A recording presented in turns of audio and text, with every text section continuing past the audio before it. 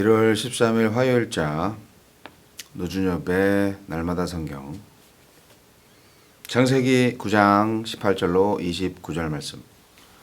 방주에서 나온 노아의 아들들은 셈과 함과 야벳이며 함은 가나안의 아버지라. 노아의 이 세 아들로부터 사람들이 온 땅에 퍼지니라. 노아가 농사를 시작하여 포도나무를 심었더니 포도주를 마시고 취하여 그 장막 안에서 벌거벗은지라.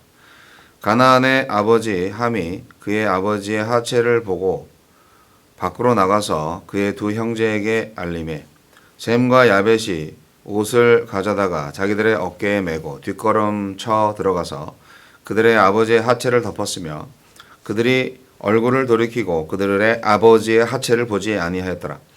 노아가 술이 깨어 그의 작은 아들이 자기에게 행한 일을 알고 이에 이르되 가나안은 저주를 받아 그의 형제의 종들의 종이 되기를 원하노라 하고 또 이르되 셈의 하나님 여호와를 찬송하리로다. 가나안은 셈의 종이 되고 하나님이 야벳을 창대하게 하사 셈의 장막에 거하게 하시고 가나안은 그의 종이 되게 하시기를 원하노라 하였더라. 홍수 후에 노아가 350년을 살았고 그의 나이가 950세가 되어 죽었더라. 방주에서 나온 노아는 포도나무를 재배하기 시작했습니다. 포도 재배는 고대 근동 지역에서 흔히 볼 수 있는 농작물이죠. 그리고 아주 중요한 농업입니다.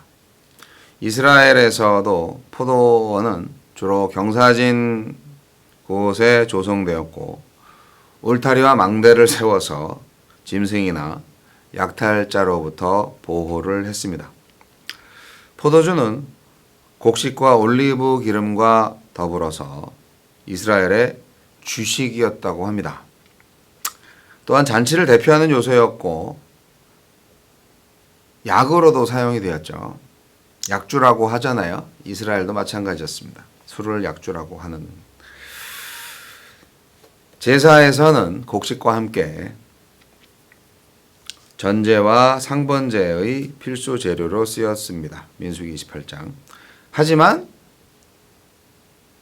어쨌든 술이잖아요. 과음과 취함에 대한 경계도 함께 있었고 그것이 또 독이 되는 거죠. 특히 제사장들에게는 포도주와 독주가 금지되었습니다. 제사장들은 이제 포도주 먹으면 안 돼요. 그리고 나시린에게는 포도와 건포도까지도 먹으면 안 되는 그런 규정이 있었습니다. 민수기 6장이죠. 덮음과 드러냄, 복과 저주의 길. 오늘 말씀은 홍수 이후에 또 한 번의 실수와 죄에 대해서 이야기하고 있습니다.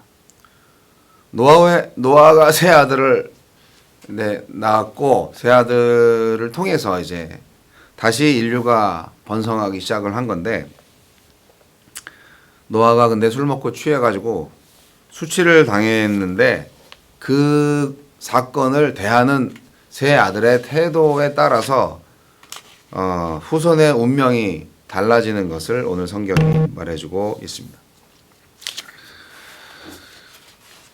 의인의 타락인가 최후 생존자의 회한인가.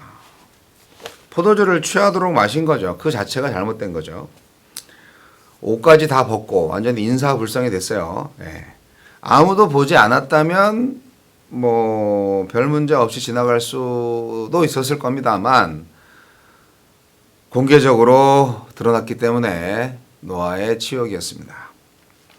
하나님과 동행하던 노아, 바로 그 위치에서 하나님과 동행하던 자리에서 내려왔어요. 술과 동행하기 위해서. 하나님과 동행하는 자가 술과 동행하는 자가 되다니 결국 의인이라는 명예가 실추되는 순간이었죠. 경계하고 멀리해야 할 홍수 이전의 사람들의 행동을 그대로 답습한 것이 아닌가. 노아가 변한 건가요? 아니면은 이제 세상의 끝을 봤으니까 뭐 그냥 글쎄 노아의 마음을 어떻게 알겠어요? 어쨌든 술 잡수고 이제 빨가벗고 잤다. 아 참.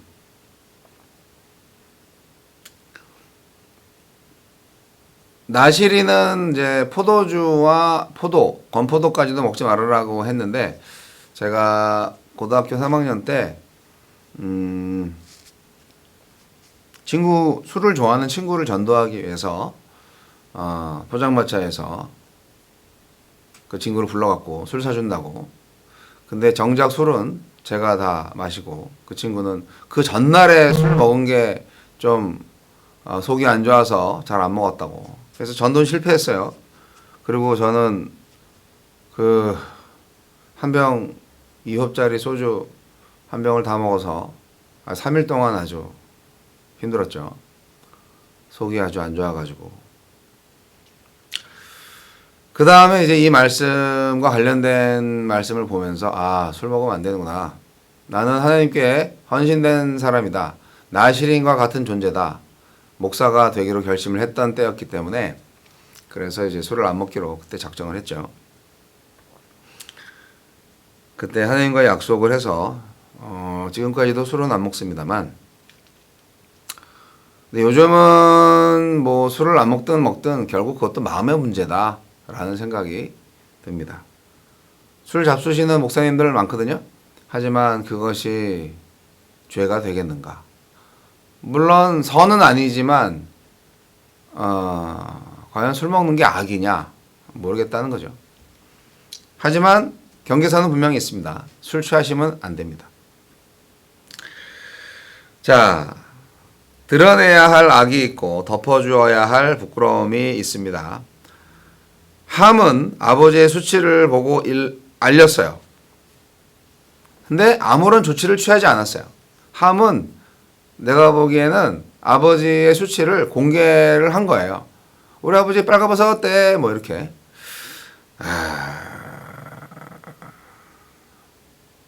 함의 이 퍼블리시는 결국 아버지를 조롱하고 부끄럽게 하는 데 목적이 있지 않았나. 그 말을 들은 다른 아들들 셈과 야벳은 아버지의 몸이 드러나지 않도록 감쌌습니다. 뒷걸음질 쳐서 가지고 간 옷으로 덮어드렸죠. 겉옷으로. 얼굴까지 돌리면서 그렇게 예의를 갖췄습니다. 아버지의 수치를 보지 않으려고 했죠. 네, 예의가 있네요. 함의 말이 사실인지 확인하고 싶지 않았을까요? 정말 그랬어? 하면서 한번 실컷 볼 수도 있었잖아요. 그런데 그렇게 하지 않고 처음부터 혹시라도 아버지의 수치를 당신들이 본다면 그건 역시 죄가 된다는 것을 알고 있었던 거죠.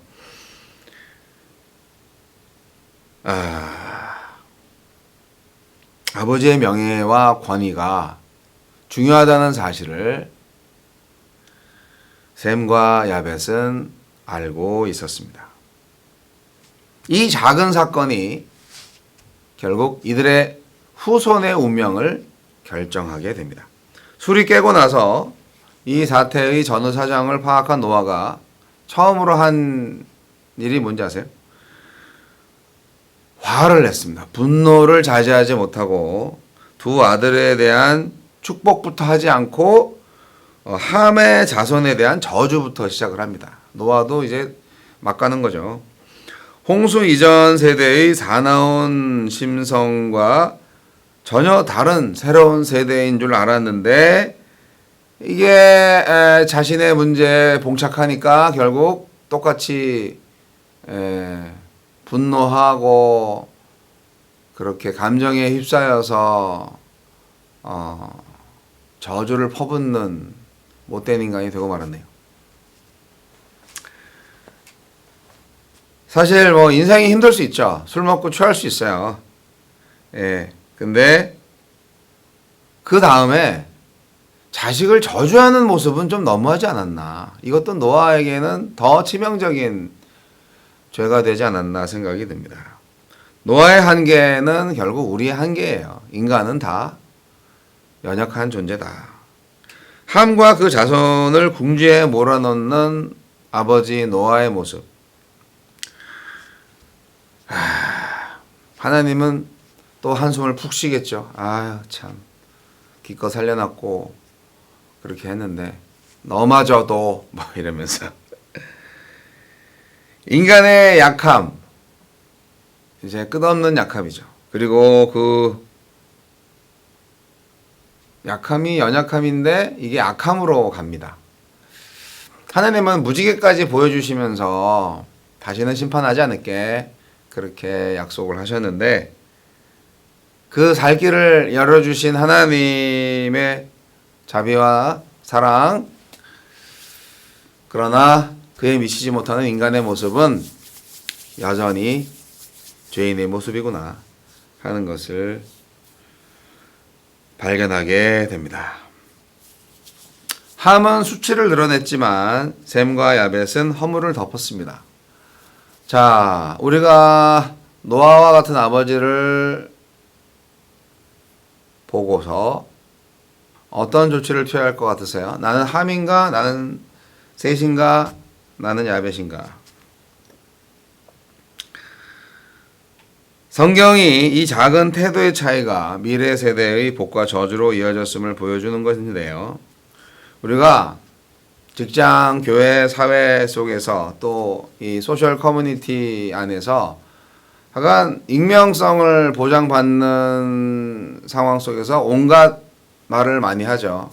유튜브나 페이스북이나 뭐 인스타그램이나 이런 데서 열심히 저는 틱톡은 안 합니다만 틱톡에서도 마찬가지인데 여하튼 말들이 참 많죠.